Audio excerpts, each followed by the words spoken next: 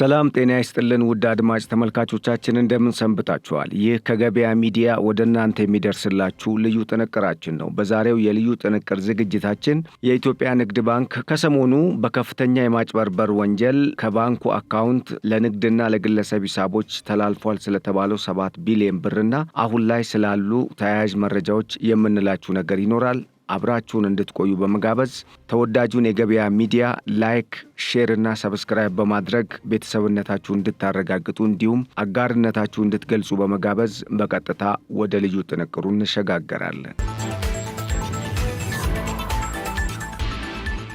የኢትዮጵያ ንግድ ባንክ በከፍተኛ የተጭበረበረ ብር ለንግድና ለግለሰብ ሂሳቦች መተላለፉን አስመልክቶ ለደንበኞቹና ለባለ አክሲዮኖች በጉዳዩ ላይ ባወጣው መግለጫ ከ7 ቢሊዮን ብር በላይ ከባንኩ ደብተር ጠፍቷል በሚል በተለያዩ የሀገሪቱ ሚዲያዎች ሲተላለፍ የነበረው ዜና ሐሰት ነው ሲል ማስተባበሉ ይታወሳል። ባንኩ ክስተቱን ደብቋል፣ በዘረፋው ላይ የተሳተፉ በእስር ላይ አይገኙም የሚሉ ዘገባዎችም ሐሰት ናቸው ሲል ከዚህ ቀደም ማስተባበሉ የሚታወስ ነው። ይህን ጉዳይ በሚመለከት ባንኩ ከትላንት በስቲያ በሰጠው መግለጫ በሕገ ወጥ መንገድ ከባንክ ገንዘብ ለማዘዋወር አጠራጣሪ ተግባራት መኖራቸውን አምኖ ነገር ግን መክሸፉንና አንድ ሳንቲምም እንዳልተላለፈ ተናግሯል። በመገናኛ ብዙሃን ከተዘገበው በተቃራኒ ምንም አይነት ገንዘብ ከባንካችን አልተዘረፈም ያለው ንግድ ባንክ ይልቁንም ብዙ ገንዘብ ለመፈለግ የተደረገ ሙከራ ነው ሲል ባንኩ በማብራሪያው ገልጿል። ከባንኩ የውስጥ ቁጥጥር ስርዓት ውጪ ሙከራው ከተፈጸመ በኋላ በደቂቃዎች ውስጥ አጠራጣሪ እንቅስቃሴ መገኘቱን በመጠቆም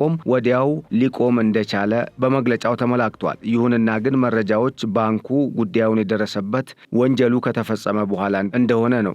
የኢትዮጵያ ንግድ ባንክ የከሸፈው ሙከራ ተገቢ ያልሆነ ጥቅም ለማግኘት በሚሞክሩ አንዳንድ ግለሰቦች የተጠረጠሩ እንጂ በባንክ ስርዓቱ ላይ ጣልቃ የገቡ አይደሉምም ሲል የሳይበር ጥቃት አለመሆኑንም ጠቁሟል።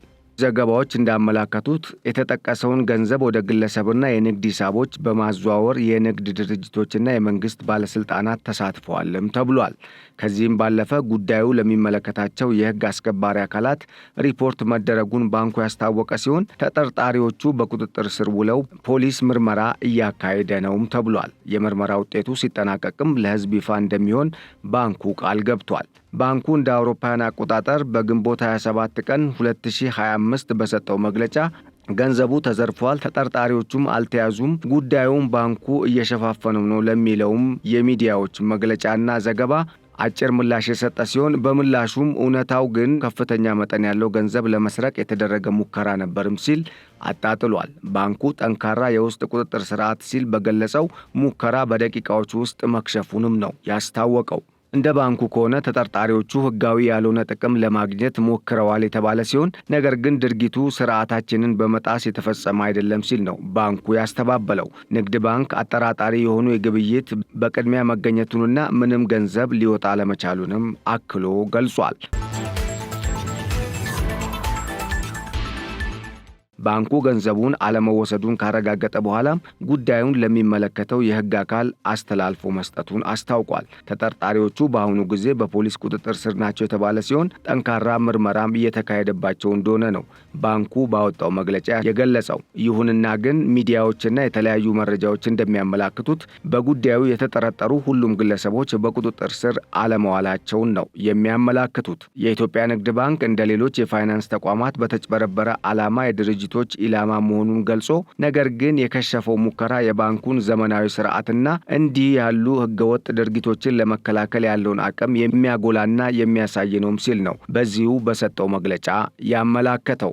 ጉዳዩ በጥብቅ ህጋዊ ክትትል እየተደረገበት እንደሆነ ያስታወቀው የኢትዮጵያ ንግድ ባንክ የህጋዊ ሂደቱ እንደተጠናቀቀ ዝርዝር መረጃ እንደሚያሳውቅም ተናግሯል። የስርቆት ሙከራው የመጣው መጋቢት 16 ቀን 2024 ዓ.ም በስርዓት ማሻሻያ ምክንያት በተፈጠረ የስርዓት ችግር ደንበኞች በዋናነት የዩኒቨርሲቲ ተማሪዎች ገንዘብ እንዲያወጡና ትልቅ የዲጂታል ዝውውሮች እንዲያደርጉ ካደረገው የተለየ ክስተት በኋላ ይህኛው ሁለተኛው እንደሆነና ትልቁም ነውም ተብሏል። የኢትዮጵያ ንግድ ባንክ ፕሬዝዳንት አቶ አቤሳኖ በችግሩ ወቅት ለስርቆት የተጋለጠው ከፍተኛው የገንዘብ መጠን 801.4 ሚሊዮን ብር መሆኑን ገልጸው 25766 የሚሆኑ ደንበኞች በኤቲኤም ማውጣትና በዲጂታል ግብይት ስርዓቱ ላይ ተሳትፈዋልም ብለዋል።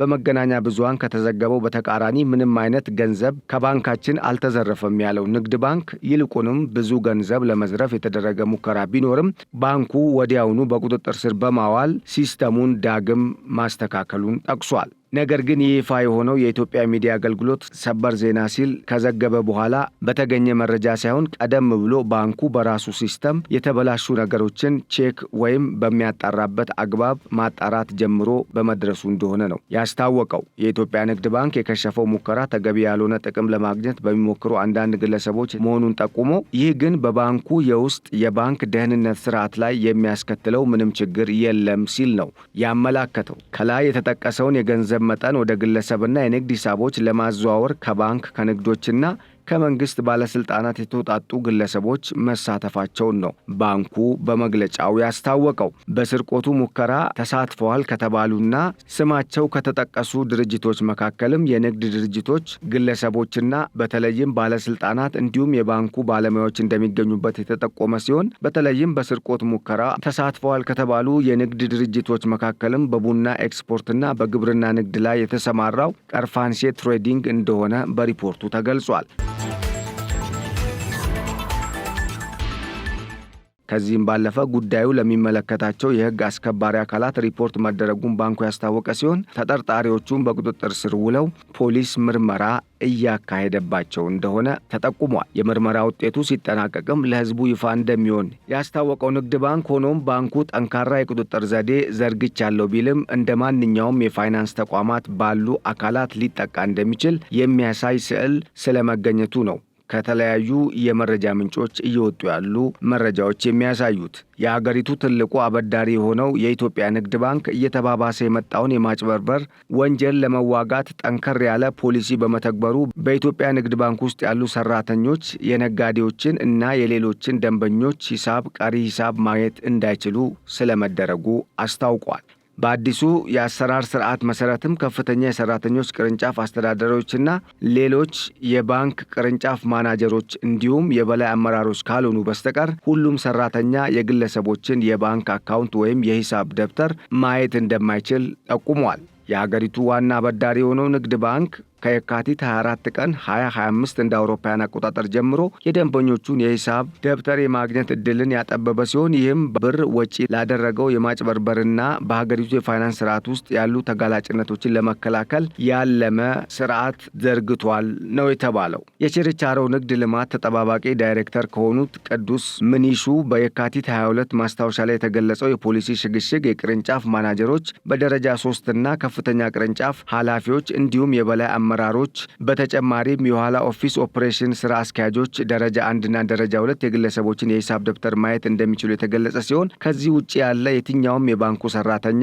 የግለሰቦችን የሂሳብ ደብተርና ቀሪ የሂሳብ አካውንት ማየት እንደማይችል ነው የተገለጸው። የኢትዮጵያ ንግድ ባንክ ከ60 በመቶ በላይ የሚሆነውን የባንክ ተቀማጭ ገንዘብ የሚቆጣጠረውና 38 ሚሊዮን አካውንት ባለቤቶችን የሚያስተዳድር ሲሆን በከፍተኛ ሁኔታ ተባብሶ ከነበረው የማጭበርበር ችግር ጋር በተያያዘ በተደጋጋሚ ጥቃቶች እየደረሱበትና ለጥቃትም ኢላማ እየሆነ መምጣቱ ነው የተገለጸው።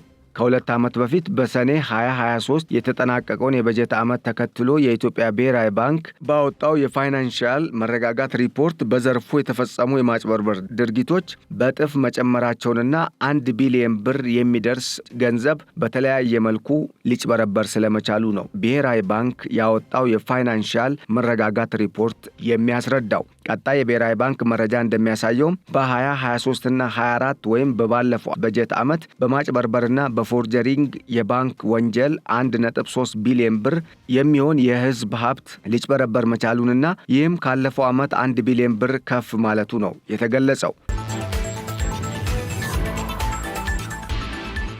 ንግድ ባንክን ጨምሮ ሁሉም ማለት በሚቻል ደረጃ የዚህ ጥቃት ሰለባ ስለመሆናቸውም ነው ሪፖርቱ የሚያስረዳው። የሐሰት ምንዛሬና ቼኮች ምዝበራ፣ ያልተፈቀደ የባንክ ዋስትና፣ የኤቲኤም ካርድ ስርቆትና የተጭበረበሩ ጥሪዎች ወይም የጽሑፍ መልእክቶች ለስርቆት ወንጀሉ ምክንያት መሆናቸውን ሪፖርቱ በዋቢነት አንስቷል። ባንኮች በቴክኖሎጂ የተደገፉ አዳዲስ ምርቶችንና አገልግሎቶችን ሲያወጡና ከሶስተኛ ወገኖች ጋር ያለውን ግንኙነት እያጠናከሩ ሲሄዱ እንደዚህ አይነት አደጋዎችና የወንጀል ድርጊቶች ሊቀረፉ እንደሚችሉም ነው ብሔራዊ ባንክ በመፍትሄ ሐሳብነት ያስቀመጠው። የኢትዮጵያ ንግድ ባንክን ተጋላጭነት የሚያወሱ ታሪካዊ መረጃዎች እንደሚያሳዩት የ2022 የኢትዮጵያ ፍትህ ሚኒስቴር ሪፖርትም እንደሚያሳየው በ4 ዓመታት ውስጥ በባንክ ኢንዱስትሪ በደረሰው የማጭበርበር ወንጀል 1.8 ቢሊዮን ብር ወይም በወቅቱ ምንዛሬ $36 ሚሊዮን የሚሆን ገንዘብ የኢትዮጵያ ንግድ ባንክን ጨምሮ ሁሉም ባንኮች ላይ የደረሰ ሲሆን ግማሽ የሚጠጋም ወይም 900 ሚሊዮን ብር የሚሆነውን የሚሸፍነው